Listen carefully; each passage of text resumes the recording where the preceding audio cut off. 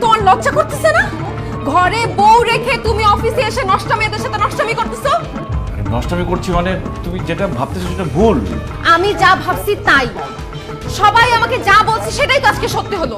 আমার সন্দেহই তো আজকে সত্যি হলো। তুমি একটা মেয়ের সাথে এইভাবে, ছি, আমি ভাবতেও পারি নাই তুমি আমাকে রেখে অন্য একটা মেয়ের সাথে এইভাবে।